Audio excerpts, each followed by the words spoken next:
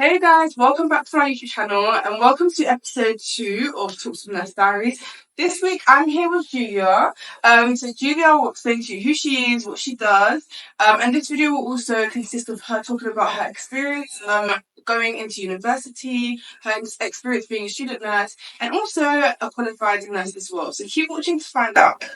So, welcome Julia to Talks with Nurse Diaries. Thank you so much for coming. I'm so happy to be here. I've been looking forward to this for the longest time, so I'm so happy to be here. Thank you. Can you just explain to people who don't know you who you are, what you do? Absolutely. So I'm Julia and I am 22 and I've been qualified for a year now, which seems so strange to even say, but I'm a paediatric nurse. I absolutely enjoy it, and I'm just so happy and so glad I'm here to just talk about the insides of children's nursing. Thank you. Do you want to talk us through your university experience? Honestly, I don't even know where to begin. I think it was up and down because my first year was actually online. That was when COVID was just at the height of it all, and my first year was online. I moved away from home for the first time. Very strange, and then obviously moving into second and third year, going into in-person lectures. It was very enjoyable to finally be able to interact with people in my work group and things like that. It was absolutely amazing. Made new friends that I still speak to now.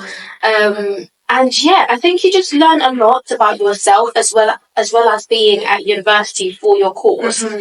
You are put in situations that are challenging, but you persevere and you get the support. And it's been absolutely amazing, to say the least, to be honest. I really enjoyed my university experience. That's really good. You want to explain to us how it was on campus? Were you living on campus? Yes, I did live on campus. Yeah. I don't regret it at all because I don't drive. And obviously, with the cost of living, getting trains back and forth from university to home, too much. Ideally, not a good idea. Yeah. I really enjoyed it because the facilities that we had at my university were absolutely amazing. A lot of the time, I used to go to the library and just do my work from there. The library was huge. I probably got lost like a million times there, but absolutely loved it. Also met a lot of people that weren't just on nursing students. You meet other students that do different courses there.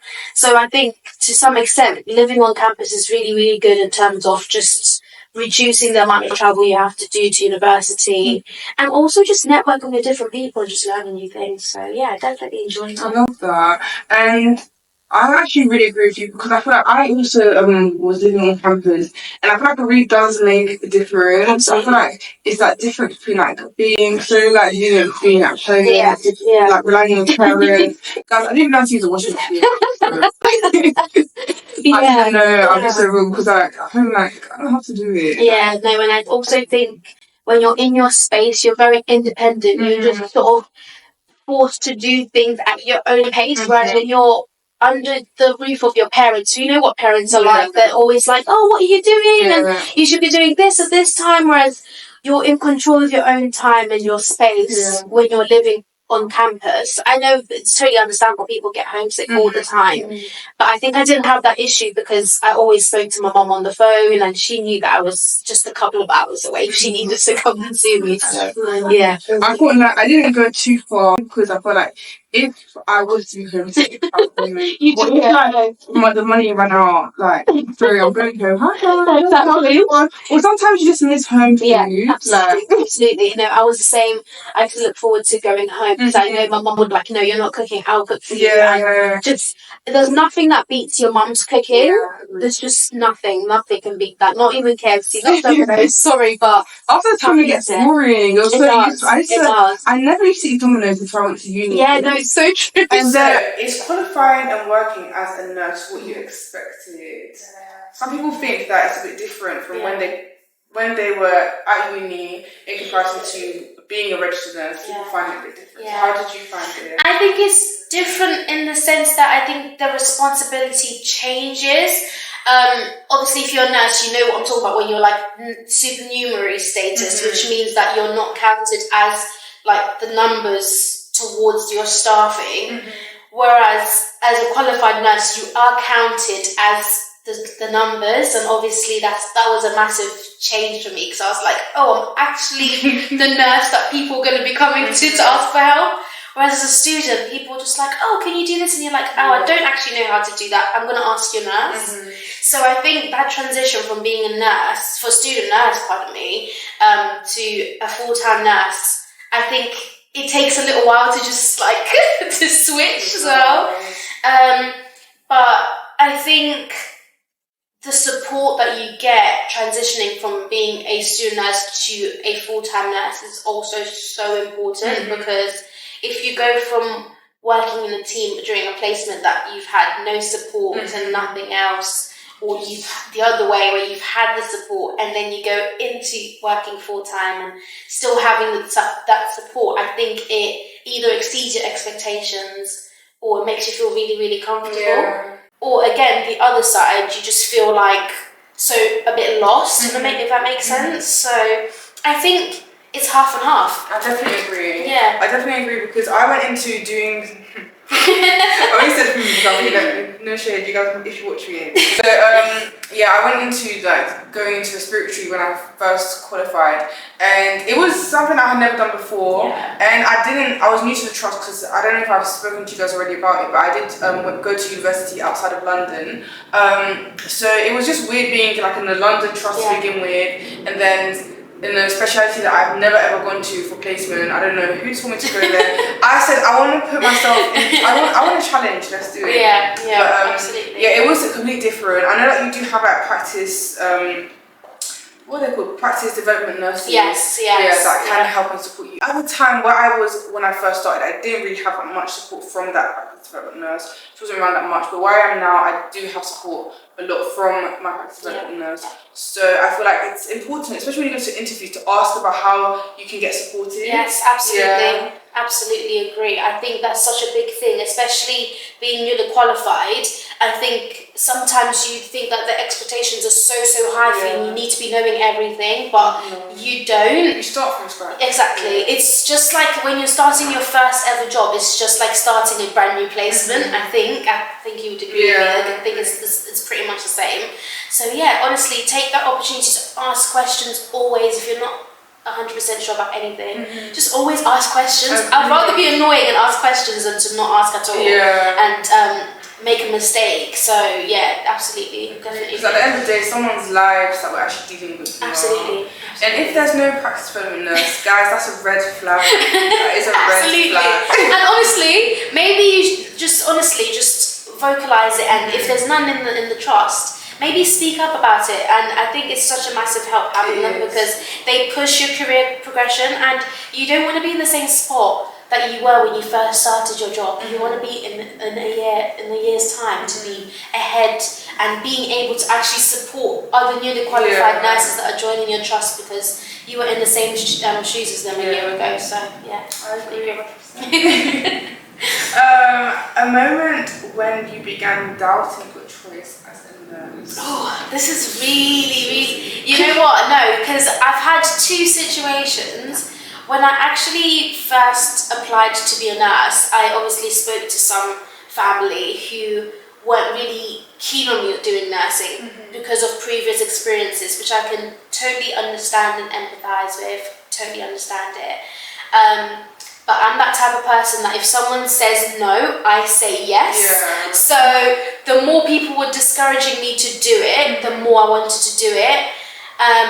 But then when I started my new job, I started in the middle of winter, and if you know, obviously different trusts accommodate different amounts of patients and things. So my ward can have up to 24 patients, which is the max.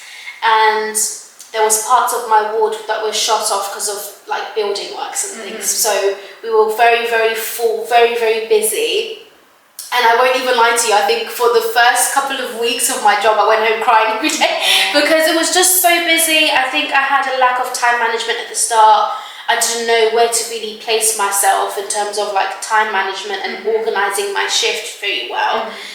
Because I'd been advised to maybe not do like organise a plan for your day because it changes all the time. But from my experience, that's what worked for me. Yeah, that's what I was gonna say. Like, yeah, so everyone works differently. Exactly. So no one can actually advise for you to do exactly. So for me, that was a big thing. So I started off doing that, and I was like, oh no, this works for someone else. I can't do something that works for someone else that doesn't work for me.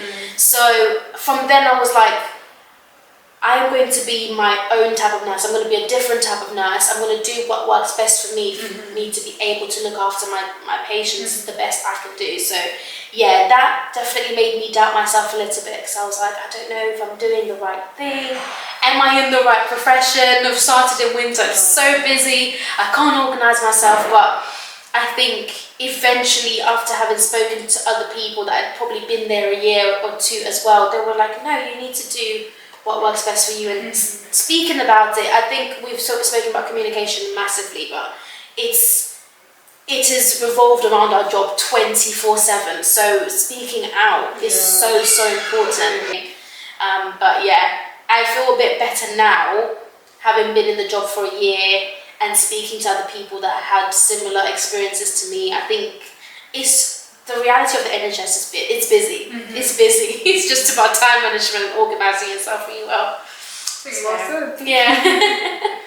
Okay, so let's talk about rotas, annual leave, etc. Like, how do you find it? Because obviously, a lot of people, they're students, and when you're a student, you have placement for a specific amount of time, and then after that you have university, and then in between you can do whatever you want. Like, I remember when I wasn't in placement, I was literally doing whatever I wanted, and then when I went to university, I went to university. But with working, you actually are working all the time. I just feel like it became a lot, like, I have to go in, I have to go in, like, I have to go in, like, it became very repetitive.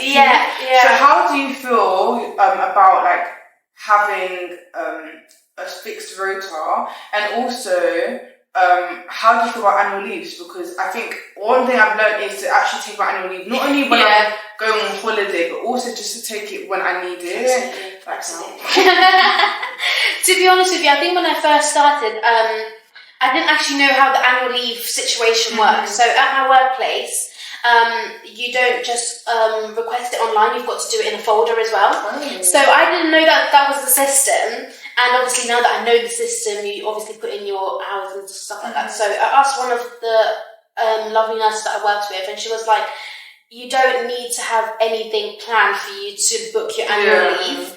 You need to remember that you need to look after yourself. That's so important. So booking your annual leave when you've got things going on, as well as just taking a break from work just to relax and recharge yourself, is so important. In terms of working, obviously I work full time, so ideally we should be working 3 shifts a week. Not possible all the time, unfortunately, because the hours do have to add up. And then obviously, again, if you're a nurse, you sometimes owe hours, so then they put you on extra shifts to make up the hours and things, and it's the most stressful thing ever. But I think, on a positive note, I think I like it, because on my days off, I know they are my guaranteed days off. So I sort of take those days to just recharge. I love going to the gym, so I'll go to the gym, and I dance as well. So I sometimes go to dance classes, or I just stay at home and do absolutely nothing. And that is okay. Exactly. So, but don't feel obliged that you have to work full time if that doesn't work with your situation. Because I'm so young, I just feel like working full time definitely works for me. Whereas if you have a family of 2 or 3, you've got to be accommodating for them as well as your partner and things like that. So definitely working full time works for it doesn't work for everyone, it works for a few people. So don't feel the pressure to work full time. There's even some young people though that I know nowadays have actually gone part time just because of the pressures of the work in general. Like, I have friends who have gone part time, which is actually understandable, because as nurses we do work a lot, and depending on where you're working, there are a lot of pressures. In fact, it doesn't matter where you're working, to be honest with you. I feel like everywhere there is a lot of pressure because of the NHS in general. Demands and people.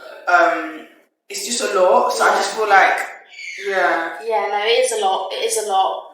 It definitely is a lot. But if it is a lot, you have to speak to whoever makes your rota at your workplace, because me personally, I don't like to do 3 night shifts in a row, and I think I've had to voice this multiple times now, because I know my body. If you know yourself so well, you know what works best for you, and your team should understand that you guys need to work together and meet halfway and make that work. So if you need to be reducing your hours, speak to them. There will be a solution. There's always a solution. So don't ever feel like you have to do things that you don't have to do, because that just isn't fair, and you end up slowly not enjoying going to work. So, yeah, definitely. Are there any experiences that you'd like to share to us? You know what? I think there's one. So in my trust, we see different children with different medical conditions and things like that, including patients with cancer.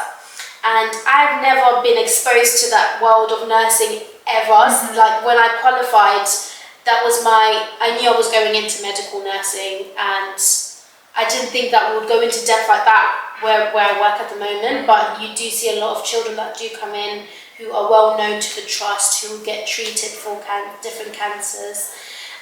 So yeah, at first I was really, really nervous about looking after them. You have to do a study day, and I was very, very fortunate to go on a 2-day course to learn all the ins and outs of pediatric oncology, as they like to call it, and it helped me understand the management and care of these children.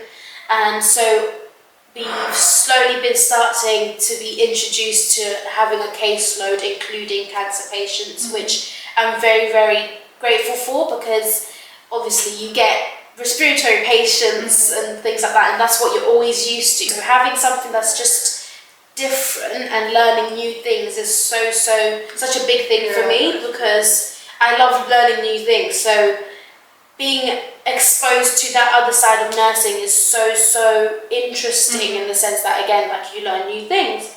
So I looked after a child who had come in and they had an infection, so had to look after them, and we have guidelines and protocols that we have to follow, and I wasn't 100% sure what I was doing, to be honest with you, and I was like, I don't know what to do. So I spoke to my senior nurse, who was absolutely amazing on that shift, and she supported me, she showed me what to do, and it was sort of like a breath of fresh air to work with someone who's so experienced in that topic. No, absolutely. Was it when you had literally just qualified? No, so it was probably a couple of months ago. So again, it was just before I reached the 1-year milestone of having been qualified.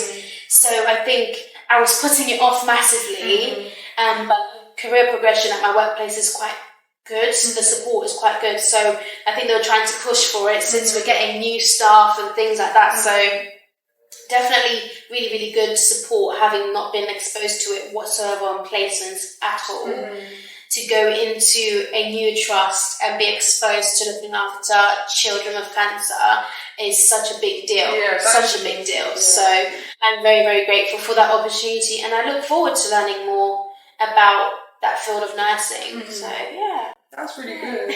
Thank you. How would you deal with prioritizing work? Oh, work as in work-life balance in that sense? We can say that, yeah. Yeah, okay. Wow. Good question. I think, again, I personally have a weekly planner that really helps me to organize my week, because I feel like if I didn't have that, I would have no idea what's going on with my life. My calendar and my planner are my 2 best friends, always. Writing down what I'm doing in the week, the days I'm working, is such a big thing for me.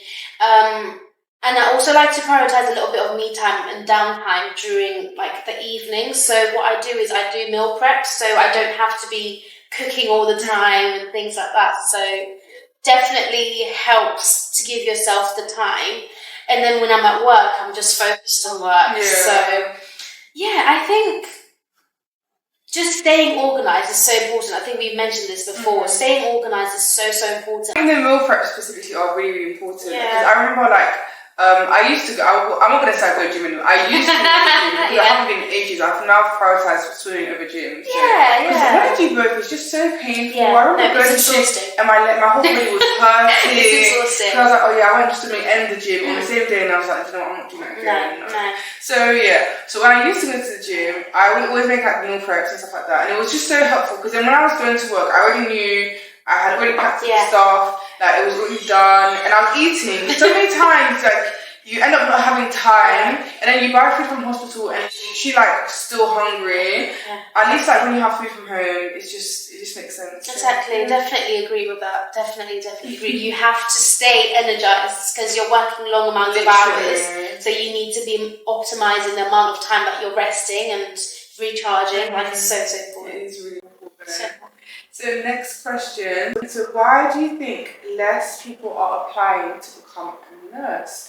I don't know if you saw, but there's like been a BBC article going around. I think I saw it on the news, but then I also saw it on TikTok on my phone. And it was like a BBC reporter just explaining how I think this year there's been a much less intake in people going and applying for nursing. Do you? I will say my part of why I think that's the case. But what about you? Like, what do you think? Why do you think that's happening? And what can we do as nurses? Two nurses speaking to encourage people to go into nursing. What's going on? Why are fewer students wanting to be nurses? The situation is now as bad as it's ever been and critical, according to the Royal College of Nursing. That's because this academic year, 6,350 fewer students were accepted onto nursing courses across the UK compared to 2021. And last year, there were 340 more students on the courses too. Yep, and keep in mind that this year, more students went to uni in general than in 2023. Bad sitch. But what's the reason? It could be the decision to cut financial support for nurses back in 2015. By 2020, there was a 5,700 reduction in trainees in England. England's former chief nurse, Dame Ruth May, said that was a catastrophic decision. She said there would be less burnout and there would have been less psychological impact. The Royal College of Nursing wants to top up nursing starting salaries to £35,000 a year. The Department of Health and Social Care in England said the NHS had faced chronic workforce shortages for years, but would train record numbers of nurses. The Scottish Government says it gives the highest non-repayable, non-means tested bursaries at £10,000 for student nurses and is working to develop alternative career pathways. And the government in Wales says NHS bursaries and full maintenance support were available to eligible healthcare students, but they'll have to think about how their current package remains attractive. Would you study nursing? Yeah, no, honestly, I think it's the struggle of being understaffed. I think that goes hand in hand with people actually leaving the job because you're having to work constant, like long hours at work and things like that. And as I mentioned before, sometimes you have to work even 4 days in a week, which is not ideal sometimes, but then we just have to do it. So I think the long extensive hours are really affecting our workforce to the point where we're more emotionally exhausted, we're mentally exhausted, we're physically exhausted, and we don't have that time to switch off and have time for family, friends. So people are now just pulling away from nursing, unfortunately, which is really sad because I absolutely love the job and I think we can do so much better. There's so much to do and improve in our workforce, which I think there's still a lot of work to do. So I think the stress that comes with the job is a big factor.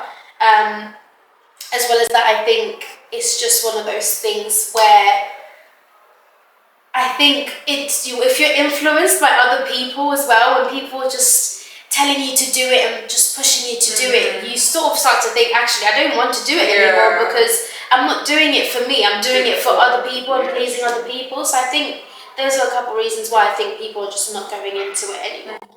And understaffing, again, like I said, having a lack of staff, I think is really affecting our workforce. So I think we need to play a really big role in supporting our teams and our nurses because we really do need it. We really do need it. So yeah, I think, again, like I said, it's unfortunate that there's a lot of articles and news around the fact that people are being pulled away from nursing for those reasons. I think we need to be doing a bit more and much better to support our nursing staff and asking them that what do you think would help you in this point in time for us to accommodate you and help you, because I think as well as working, family time is so important. It is true. Understanding someone's situation is so important. Yeah.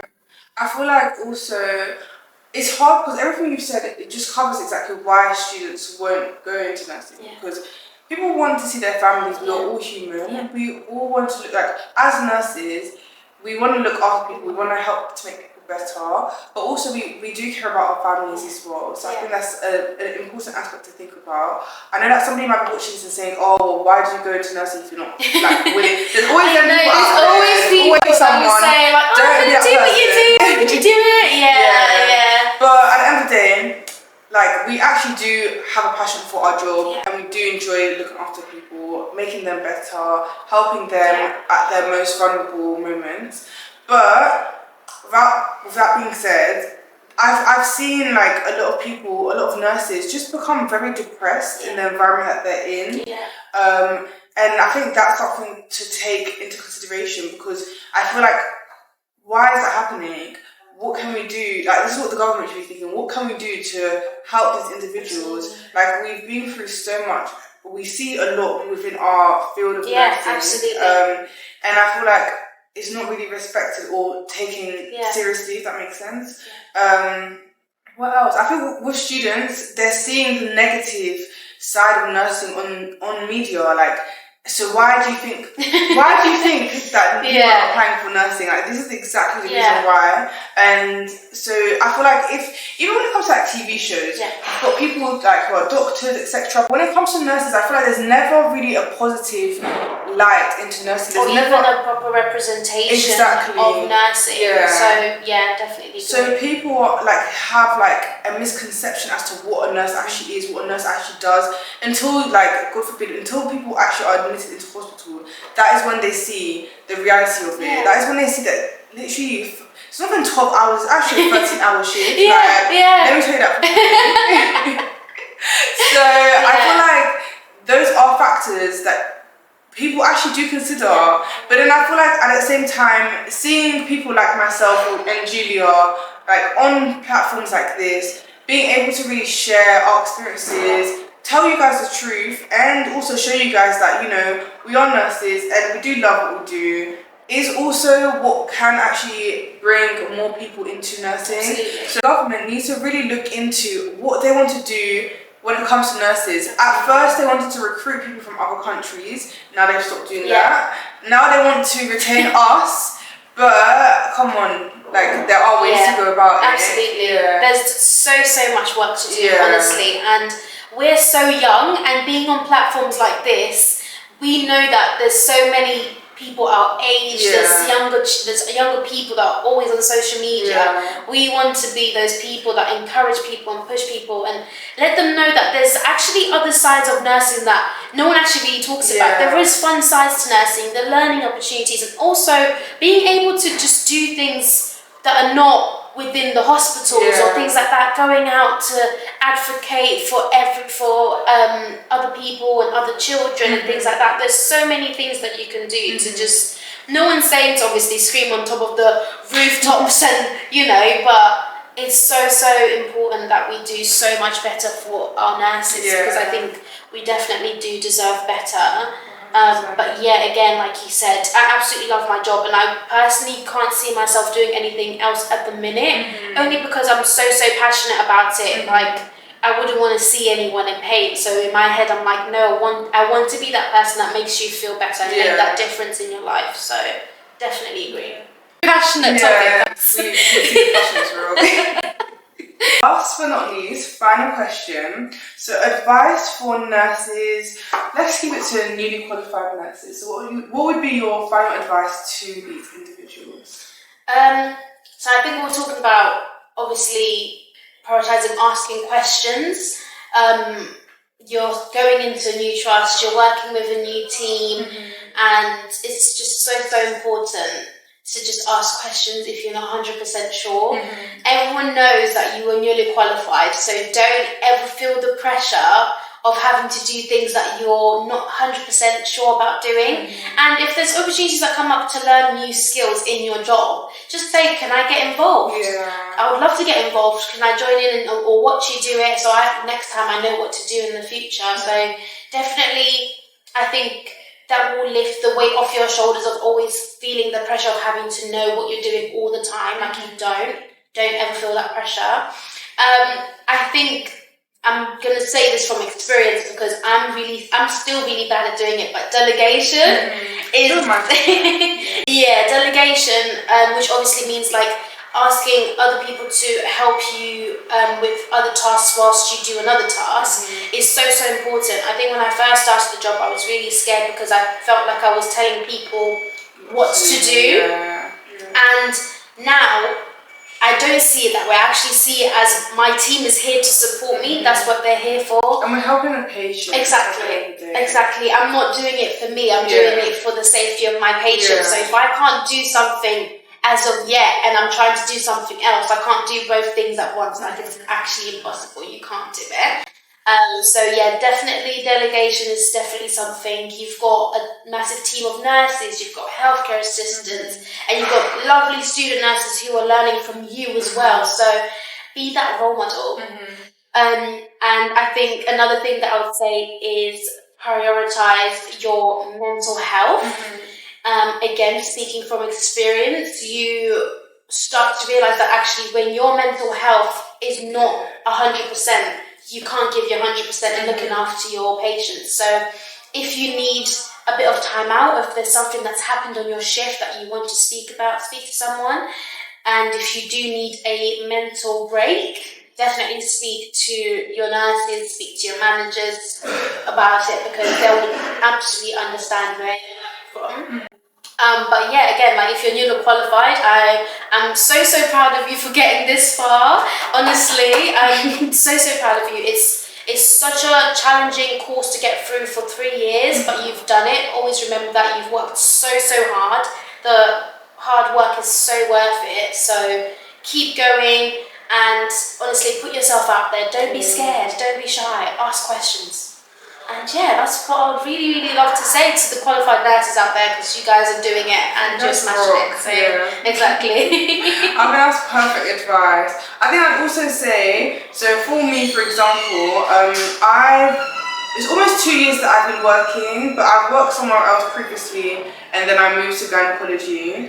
So I would just say that, like, if there's something, if you go to your newly qualified job and you don't like it, it's okay to leave. It's okay to understand you don't enjoy something and go. Like, it doesn't mean you're a failure. It just means you just didn't like it. That's it. And when you do go somewhere else, like, for example, now I'm on gynecology. It's been a year that I've been working there, and I love it. I do enjoy it, but there's other things I'm trying to see that I can do. So it's important to also speak to people, like, within the environment. People can help you.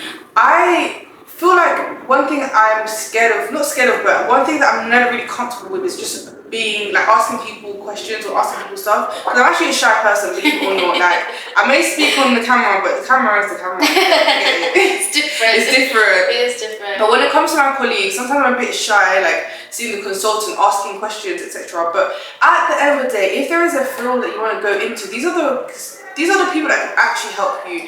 They can actually make and create a job for you, like, even if that job doesn't exist yet. So really do, like, make the most of the environment, because you could actually benefit from it. And even if you don't, it doesn't hurt to try, because you never know until you try it.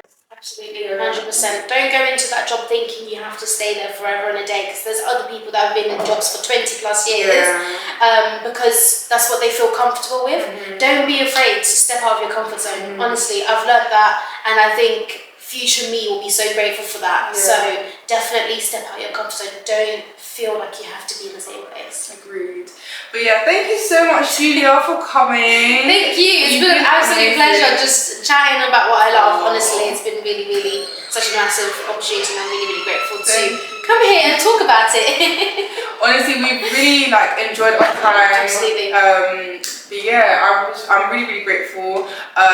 Do you want to share your social media platforms or something you don't Yeah, no, so I actually don't remember my TikTok name because I'm trying to think if it's the same as my Instagram.